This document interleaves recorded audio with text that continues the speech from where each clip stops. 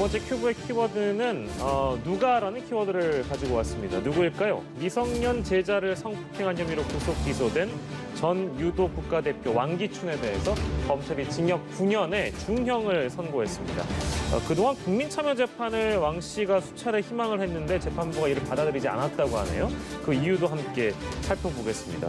많이 좀 잊고 계신 분들이 계실 것 같아서 어떤 사건이었는지 좀 개요를 정리해 주세요. 그러니까 왕기춘 씨가 2008년 이제 그 메달리스트이죠. 2016년부터 유도관, 운동하는 유도관을 열고 네. 체육 지도자로서 이제 여러 가지 학생들을 지도 관리를 하면서 운동을 가르친 상황이었는데 사건은 2017년 2월 16일 날 한 17세 되는 고등학생을 성폭력을 했다. 예. 그리고 그해 8월에는 한 16세, 만 16세인 학생에 대해서 10차례 이제 성관계를 했고 이것이 예. 성적 학대다. 예. 그래서 아동복지법 위반으로 이제 기소가 된 사건이고요. 예. 지난 5월에 미성년 제자들에게 성폭력을 가했다라는 혐의로 구속해서 이제 수사를 받았고 지금 재판이 진행되고 있습니다. 이제 검찰의 주장은 그 이제 성적인 학대, 즉 이제 그루밍이라는 얘기가 나오는데 그게 어떤 개념인지 좀 자세히 설명해 주시면 좋을 것 같아요. 그루밍은 한마디로 심리적으로 지배하는 겁니다. 우리가 보통 강간죄, 성범죄라고 한다면 폭행, 협박으로 성범죄에 이르게 하는 강제적인 어떤 성폭력을 이야기하는 것인데 예. 이런 폭행, 협박으로 사람을 지배하는 것이 아니라 심리적으로 통제를 해서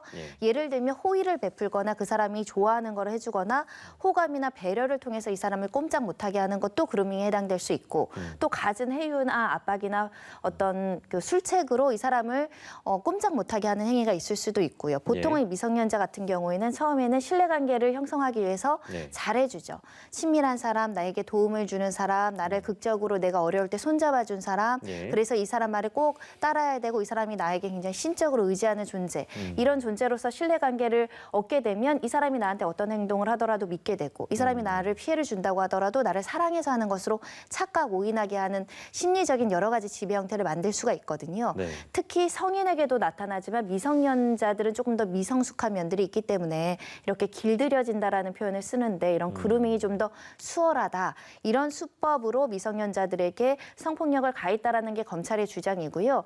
지금 피고인 측인 왕기춘 씨는 그게 아니라 진정으로 호감 어린 상호 간에 합의된 성관계이기 때문에 무죄이다. 이렇게 지금 무죄 주장을 하고 있는 상황입니다. 예, 뭐 이제 뭐 씁쓸한 내용입니다. 왜냐하면 뭐 모르시는 분이 없을 정도로 유명한 분인데 부인을 하고 있는 상황이고 검찰은 이제 9년의 구형을 재판부에 한 것입니다. 재판부의 이제 판단이 중요할 텐데 글쎄 이거 어떻게 받아들일까요? 일단은 검찰에서는 징역 9년을 구형했다라는 것은 재질이 좋지 않고 피해자들의 어떤 심리라든가 이런 피해가 극심하다 이런 판단하에서 9년을 구형했다라는 것인데 연애 감정이 있었고 합의한 성관계라는 피고인 측 주장이 뭐 전면 뭐 다르다 제가 판단할 여지는 없습니다. 왜냐하면 중고등학생들 스스로 성숙해서 사랑을 느껴서 이런 관계에 임하는 미성년자도 배제하기는 어렵지만 하지만 우리 미성년자들의 성적 자기결정권을 행사했다라고 아직 성숙한 나이라고 보기 어려운 점들이 있는 것이고 설사 그것이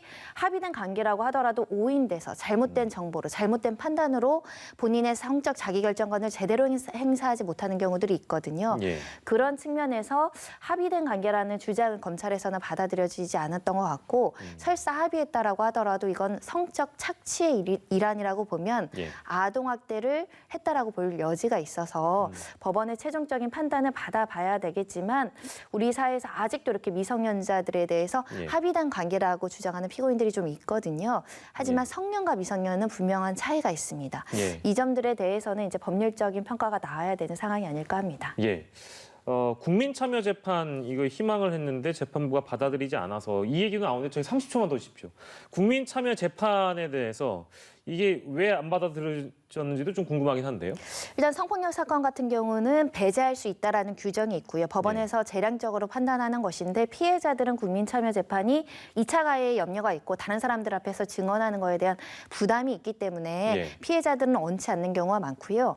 피고인들은 상대적으로 성범죄에 있어서는 무죄율이 일반 재판보다 7배가 높기 때문에 해달라. 왜냐하면 법적인 판단과 상식과 또 성적인 관념이 좀 오래되신 분 기준으로 통념적으로 그 판단할 여지가 있기 때문에 요청을 했지만 이 사건 재판부는 피해자도 원치 않고 적당하지 않다고 받아들여지지 않았습니다. 악용으로 우려될 수 있는 소지에 대해서 지적하시는 분도 계신 것 같은데 어쨌든 재판부는 이 건 관련돼서는 받아주지 않았습니다.